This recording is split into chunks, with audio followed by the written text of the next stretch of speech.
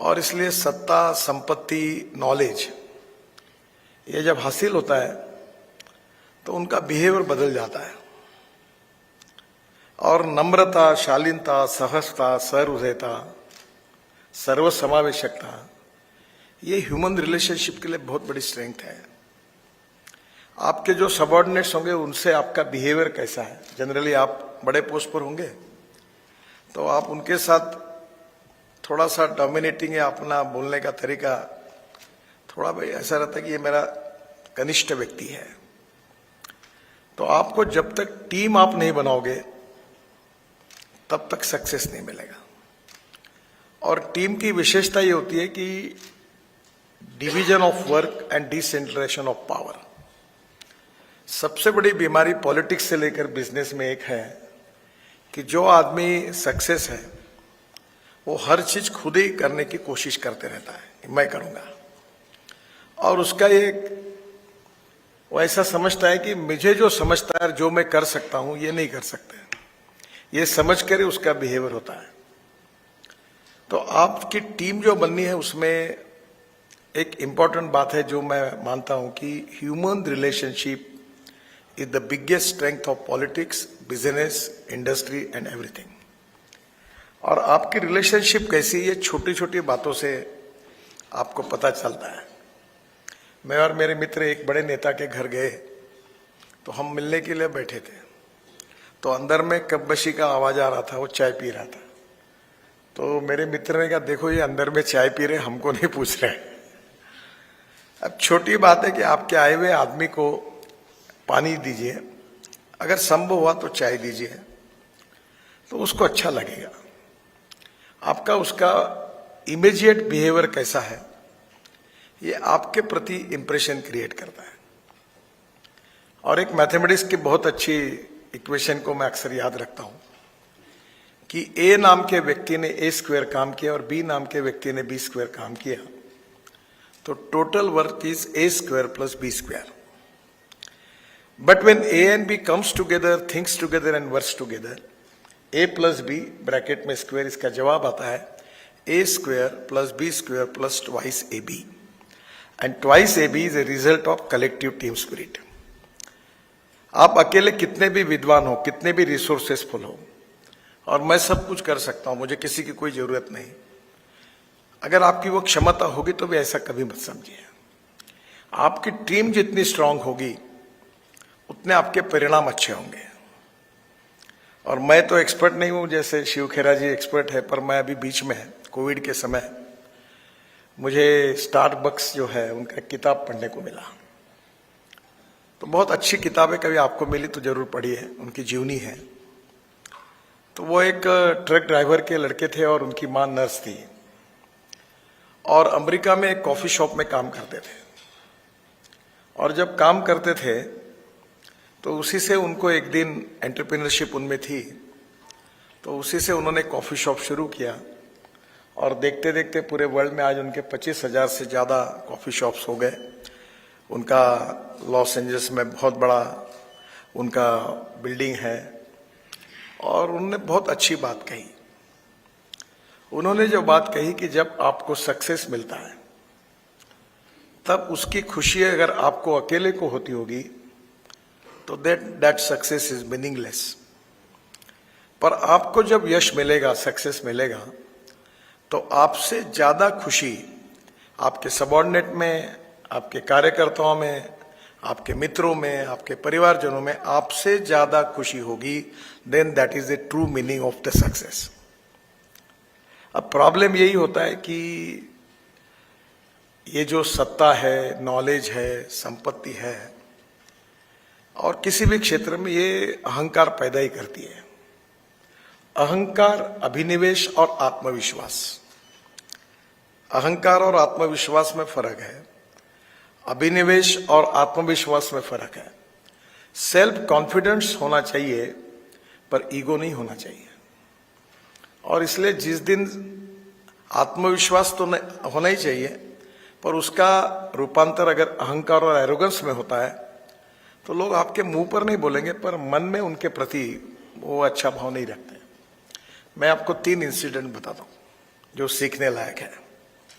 और मैं ये अक्सर लोगों को बताता हूं कि मैं जिनको बहुत बड़ा समझ रहा था, मुझे बहुत बिल गेट्स से लेकर दुनिया भर के लोगों से मिलने का मौका मिला, और मैं हर समय देखता था कि what is the strength of his personality, क्या इससे सीखने लायक है। No one is perfect and no one can claim that he is perfect. उत्तम, अधिक उत्तम, सर्वोत्तम up to infinity. You cannot catch your image. और इसलिए ये बात सच है कि जो बहुत बड़े नहीं है, बहुत ही छोटे हैं, वो पढ़े लिखे भी नहीं है, अशिक्षित भी है, अज्ञानी भी है, पर उनके सहवास में आपको पता चलता है कि वो बहुत बड़े हैं, उनमें बहुत कुछ उनसे सीखने लायक है। और आप जिनको बहुत बड़ा समझते हैं, उनके नजदीक जाने के बाद पता चलता है कि हम जिनको जितना बड़ा समझ रहे उतना बड़े हैं नहीं है, ये बहुत छोटे हैं। तो जो अच्छाई है, क्वालिटी, गुणवत्ता, इसके ऊपर किसी का पेटेंट नहीं है। आप में भी अलग अलग लोगों के अलग अलग स्वभाव होंगे, अलग अलग व्यक्तित्व होंगे। तो पहली बात तो यह है कि नम्रता, शालीनता, सहजता, सरलता, ये ऑर्नामेंट्स है बड़े पर्सनैलिटी के लिए। मुझे कभी टीवी 18 के एक इंटरव्यू में मैं दिन भर अमिताभ बच्चन जी के साथ था, वो रिकॉर्डिंग चल रहा था मुंबई में, आपने शायद वो देखा ही होगा एक आधे बार। वो तो एक दो बच्चे, एक बिल्कुल प्राथमिक स्कूल के, तो उनका एक एपिसोड में वो आए और कुछ बोले, उन्होंने अमिताभ जी को प्रश्न पूछे, मुझे पूछे। तो वो जब स्टेज पर आए तो मैं बैठा रहा, क्योंकि छोटे बच्चे थे। अमिताभ बच्चन जी उनको देखकर खड़े हो गए और उन्होंने उनको रिस्पेक्टफुली रिसीव किया। तब मेरे ध्यान में आया कि मैं भी खड़ा हो गया।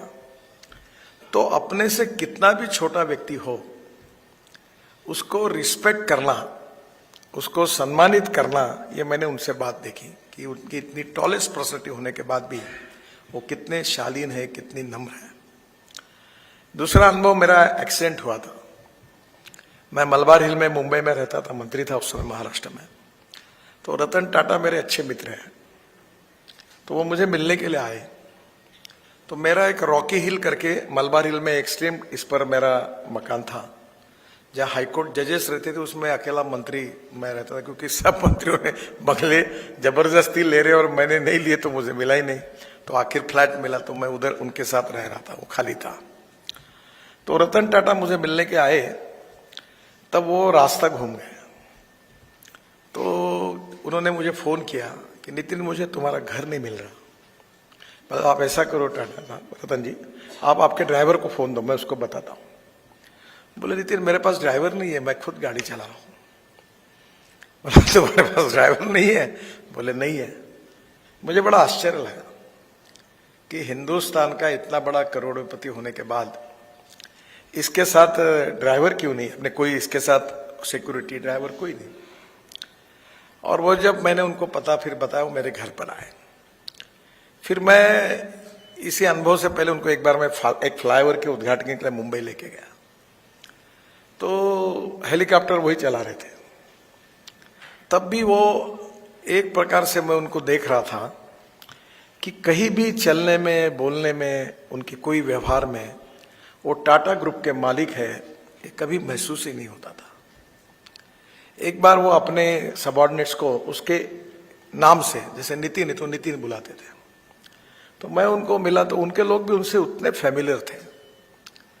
या आजकल होता है ना कि मंत्री है तो उसका प्रोटोकॉल होता है, फिर उसके साथ कौन मिलेगा, कौन नहीं मिलेगा, कौन बात करेगा, तो ये बड़ा चलता है। मैं दूसरी बात जो है वो जॉर्ज फर्नांडिस की आपको बताता हूँ। मैंने उनको इतने बार, एक बार वो डिफेंस मंत्री थे, तो मेरा उनके ऊपर बहुत प्रेम था, क्योंकि वो बहुत डाउन टू अर्थ और उनसे बहुत सीखने लायक था। बहुत अच्छे नेता थे, ईमानदार थे, कर्मठ थे और कन्विक्शन ओरिएंटेड थे। तो मुझे मलबार हिल पर वो आए मिलने के लिए। तो बात करते करते बोले, नितिन तुम क्या कर रहे हो? मैंने मुझे कुछ टाइम है। क्यों? बोले चलो मेरे साथ, मैं डॉक्टर के यहाँ, मुझे डेंटिस्ट के यहाँ जाना है। तो मैं उनके गाड़ी में बैठ के, हम दोनों ही बैठ के, कोई डिफेंस का कोई एक उनका अटैची उनके साथ था, वहाँ गए डॉक्टर के पास किया। बाद में सामने वाले रेस्टोरेंट में मुझे लेके गए, वही गिरगांव में हम लोग ने नाश्ता किया, चाय पिया। कहीं उनकी व्यवहार में वो दिखा नहीं रहे थे कि वो कोई डिफेंस है, देश के डिफेंस मंत्री है। उनकी चाल चलन व्यवहार और चरित्र से वो डाउन टू अर्थ थे।